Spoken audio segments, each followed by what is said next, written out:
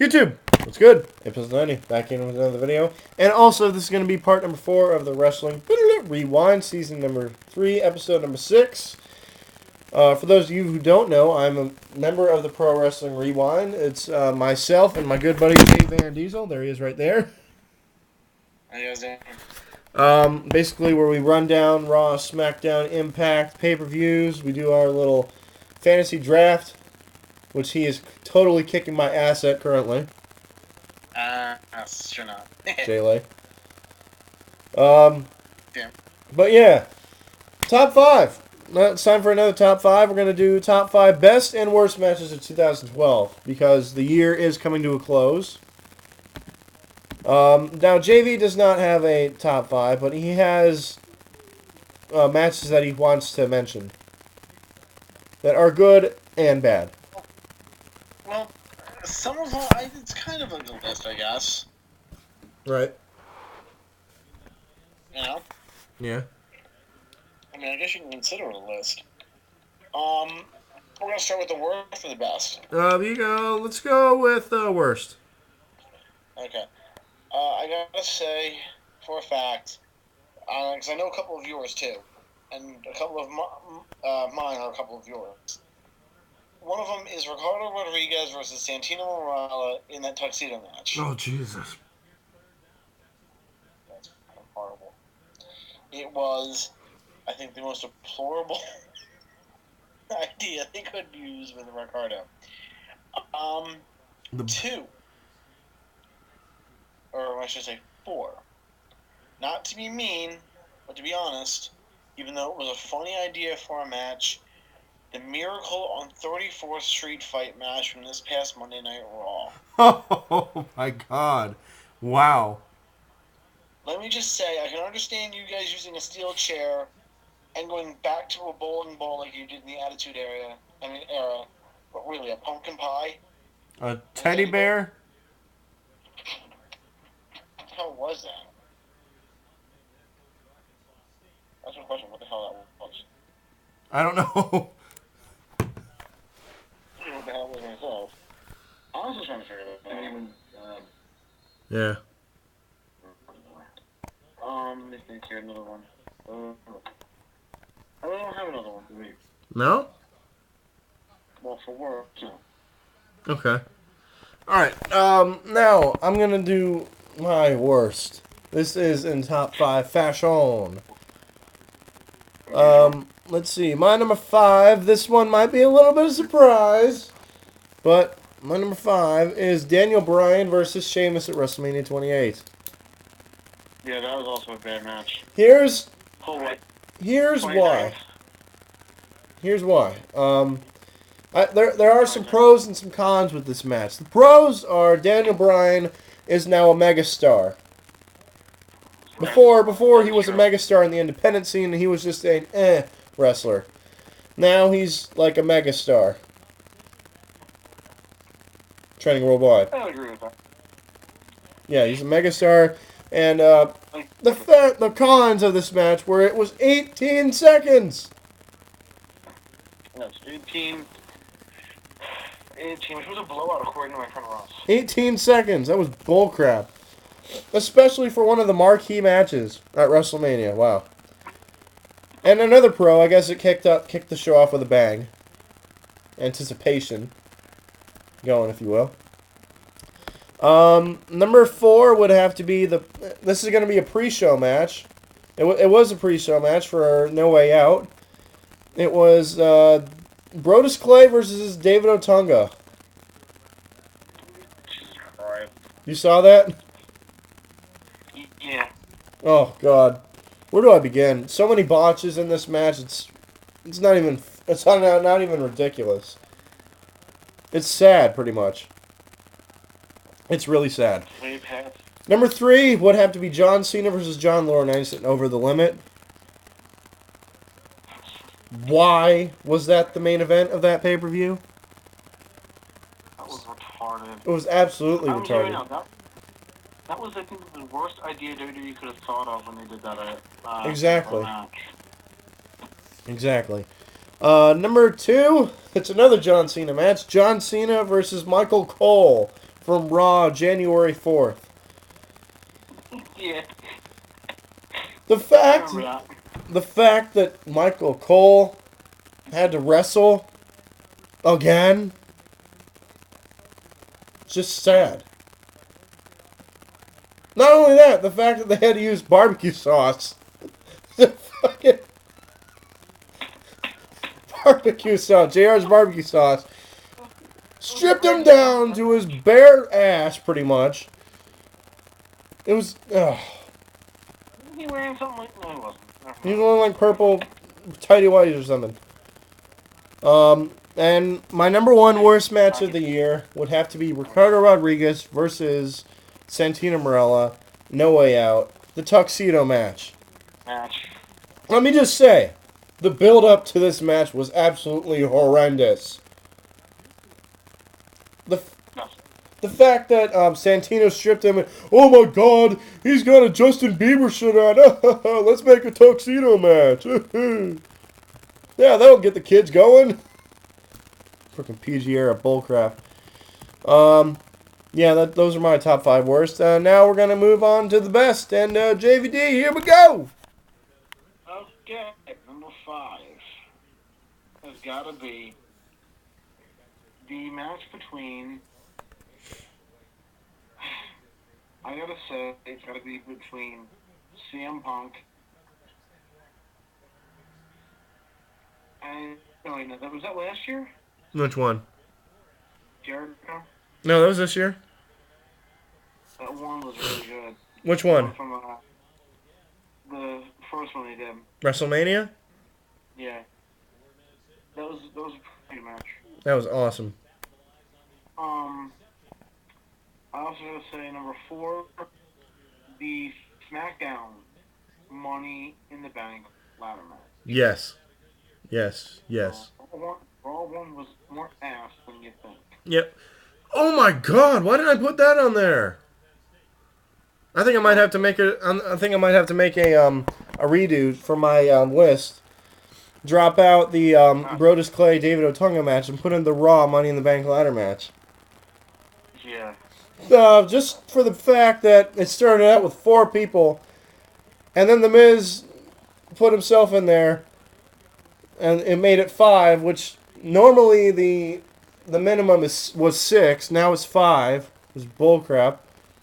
Not only that, Rey Mysterio came back the next night. So he could have came back and made it 6, but no. WWE pulled the strings, or little puppets. Anyway, sorry about that. So good. What was that on, number 3? I believe so, because you were mentioning the Money in the Bank. That was number 4. Yep. So number 3. Mhm. Number 3 has gotta be. Even though I don't like the guy, he's a good heel. Aginoli in his U.S. title match against Kofi Kingston, Kofi Kingston, R-Truth, and Wade Barrett. Oh, that was a great fatal 4-way. The fatal 4-way match. That was on Raw, wasn't it? On Raw, yep, with the Raw active voting. Mhm. Number 3. 2. That was number 2. Now keep in mind, this can be any organization. It can be TNA, ROH, WWE. Well, yeah, I have one TNA in this one. I have one TNA in this one. Okay. Jeff Hardy, Austin Aries, ladder match, title. It was a damn good ladder match. Yes, it was. I got points either way, so I mean, yeah, absolutely. duh. Winning. Oh, by the way, one of the ones I wanted to mention for the worst one, Hell in a Cell, Ryback, CM Punk. Oh, yes, absolutely. That's going to be my dishonorable mention. Dishonorable. Yes. The number 1, I think, was going to be your number 1. It was, of course, the Hell in a Cell match. Triple H Undertaker, end of an hour. By far. The WWE title match meant shit. All right. The world title match, 18 seconds, that meant shit. All right. Here we go. This list might contain some what's the word for it? Surprises. Surprises, if you will. What about profanity? Huh? What about profanity? Profanity? No. Ah. Unfortunately. Sorry. You want to keep it PG rated? No, I don't want to keep it PG rated. Balls to use any profanity? Balls to the wall. Yeah, balls to Anyway, number 5 is, let's see, 1, 2, and 3. 3 of the 5 matches I was there live to see. Oh, fuck you. 3 of the 5 matches that are on my top 5 I was there live to see. I'm proud to say that. Number 5, starting things off, is a match I did see. WrestleMania 28, John Cena versus The Rock. Really? This generation's Rock versus Hogan. Well, I thought it was good, but I didn't think it was going to be that good. No, for me it was. I thought it was. Because you went into it not knowing who was going to win. There were a lot of near falls. The only thing I didn't like about it was the intros to each wrestler. Yeah, although Flow Rider was pretty good. Flow Rider's entertaining. Flow Rider was entertaining, but it wasn't really... Wow. MGK was horrible. Yeah. But either way, I think it was a great main event. Definitely went... the fans went home happy. I sure did. And I got the t-shirt to prove it. I was there. So did my ex-girlfriend, may God rest her soul. Yes. Number 4 would have to be CM Punk versus Chris Jericho in the Chicago Street Fight at Extreme Rules. Yes. Words cannot describe how epic this was. I believe it was a little bit better than their match at WrestleMania because it was a hardcore match. And the whole storyline with like CM Punk's father being an alcoholic, his sister being a drug addict, she being at ringside and slapping Chris Jericho was hilarious. That was great. Here's the thing. You don't bring family into it. Like that. Whether that was a storyline, I still have to disagree with the approach they did with that. Right. But it was entertaining nonetheless. Number 3 would have to be the main event of Over the Limit, the real main event of Over the Limit, CM Punk versus Daniel Bryan for the WWE Championship. This match was awesome. Definitely. This match was awesome. I gotta say, I've been a big fan of those guys since they were in ROH, way back when, and to see them actually main event a pay-per-view, but they didn't because of the crap fest known as John Cena versus John Laurinaitis. Moving right along, but yeah, Daniel Bryan and CM Punk definitely should have been the main event. WWE was high on something that it wasn't. It tore the house down. People didn't even want to see the John Laurinaitis John Cena match. But nonetheless, it was a great match. It was a great match. You didn't know who was going to win, just like The Rock and John Cena. You didn't know who was going to win. And it was a 5-star classic. Coming in at number 2 is JV's number 1. The Undertaker versus Triple H, end of an era. Hell in a Cell with Shawn Michaels as the special guest referee at WrestleMania 28. Yes, that's my number 2. Again, like I said with two of the previous matches, you didn't know who was going to win walking into it. You didn't know if it was going to be The Undertaker or if it was going to be Triple H. Personally, when Shawn Michaels hit the sweet chin music on The Undertaker and Triple H hit the pedigree on The Undertaker, I thought that was going to be it. And boy, was I wrong. Boy, was I wrong. Let's see.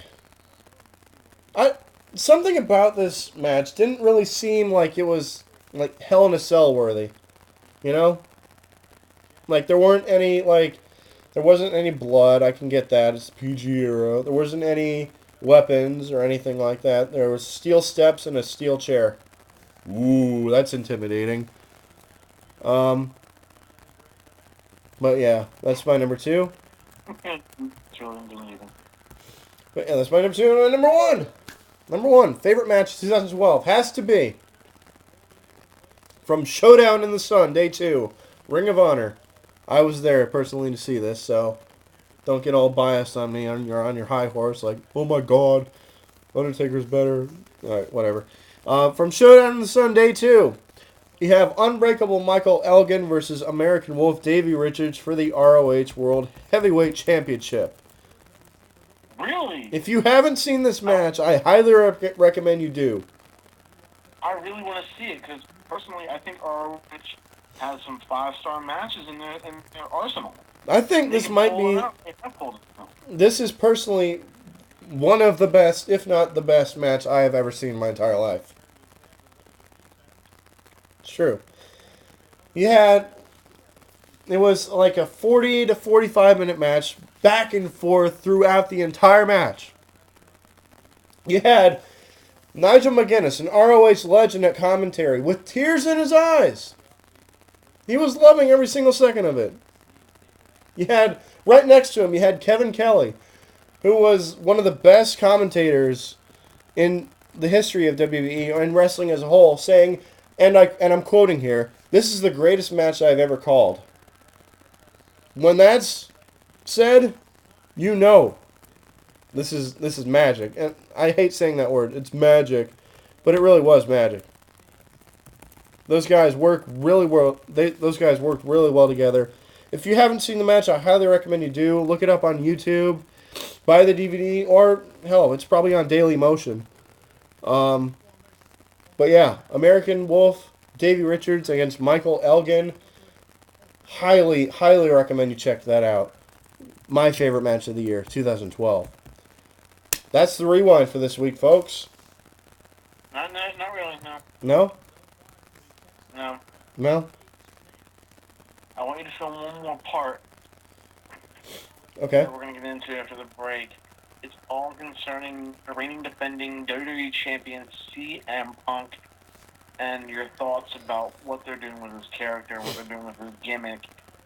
I find it really interesting, and I'll have my opinion on it, and hopefully the guy behind the camera will too. Yes. Will be coming up right after this. Alright, so stay tuned for that. I'm going to cut it off here from our A 90 channel. So until my next video, this is A 90 saying peace out, baby. See you guys later.